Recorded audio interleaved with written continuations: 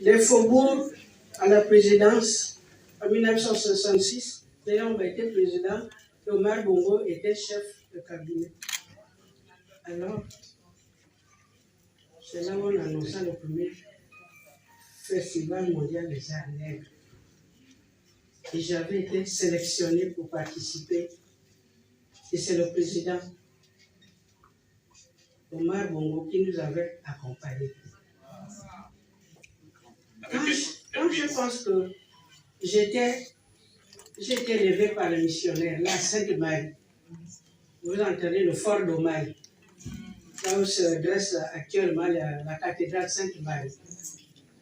Quand je pense que j'ai côtoyé cet endroit, et je suis parti de cet endroit dans le bateau de général Mangem pour Dakar au Sénégal,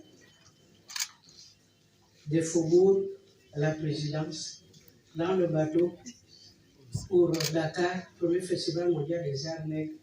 Et quand je suis allé visiter l'île de Gorée, j'ai eu la chair de poule. Je me suis dit, j'ai laissé derrière moi le fort de Maï.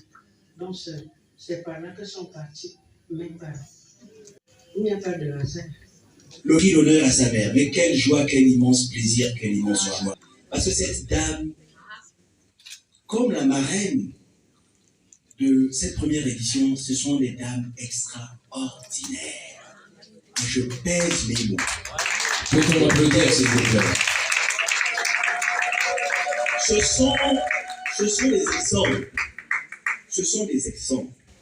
Des exemples pour la jeunesse. Des exemples pour la femme. Des exemples pour l'homme. Parce qu'on ne peut pas bâtir un pays si on n'a pas de fondation solide. Et ces dames-là, que ce soit Jussi Minsa ou Honoré Ngo, elles ont permis à ce pays d'avoir des ressources humaines de qualité. Lui-même. Et donc, pour cela, vraiment, je tiens à féliciter les organisateurs de ce premier salon et vraiment demander que l'État soutienne ce genre d'initiative. Parce qu'un pays ne peut pas briller que par l'argent, mais il brille aussi parce que sa culture est un item que l'on peut porter au-delà de son propre espace géographique. Je vous remercie. Gabon Télévision à vous accompagner dans vos futures initiatives.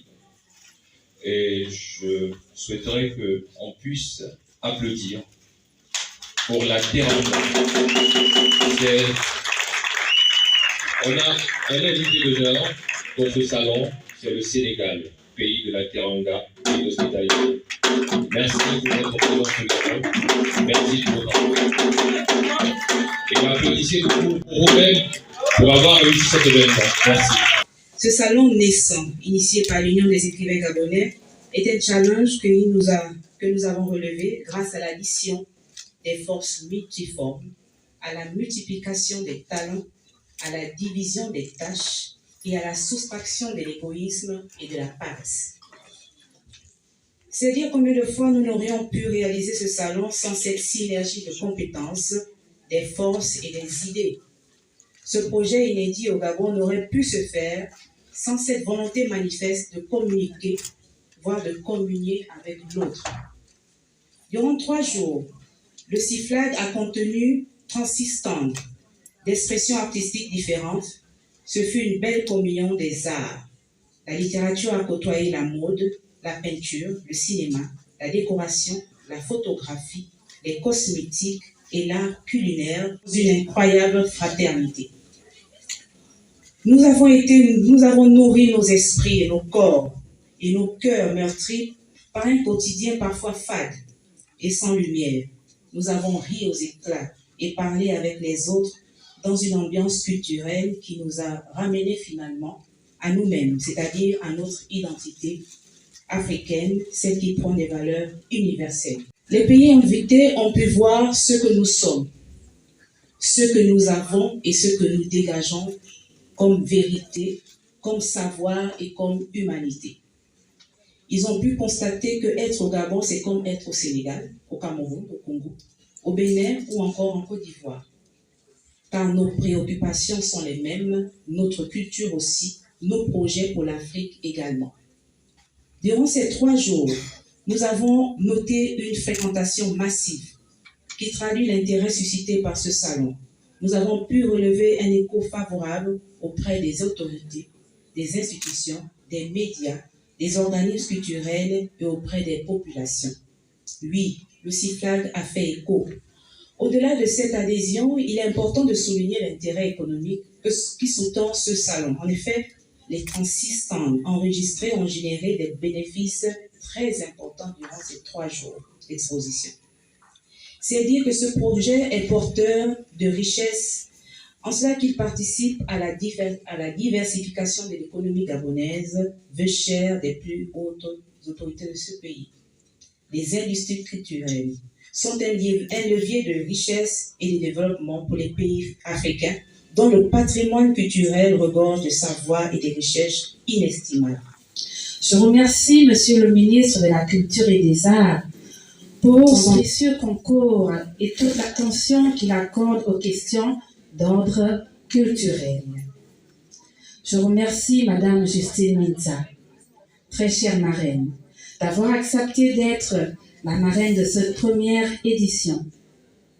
Je remercie toutes les délégations venues à Libreville dans ce cadre fraternel et amical, avec une attention particulière pour la République du Sénégal, terre de culture, et notre invité d'honneur. Je remercie tous les panélistes pour leur contribution significative, sans oublier Gabon Télévision, qui nous a offert le beau cadre de la maison Georges Rahuiri pour organiser cet événement qu'elle a couvert avec beaucoup d'attention. Je souhaite à nos invités un bon retour dans leur pays respectif. Nous sommes parvenus à la fin de la première étape d'une belle aventure. Cette première étape que constitue la première édition du Salon international féminin du livre et des arts, c'est une aventure, comme l'est tout début de projet. Mais elle est belle. Elle est belle parce qu'elle a fait preuve de sa pertinence. C'est l'occasion pour moi maintenant d'adresser une vive félicitation à l'initiatrice de ce projet. C'est vrai, je suis marraine, et dans le mot marraine, on a quand même la notion de mère. Je suis très fière, je suis très heureuse de voir que le flambeau est passé.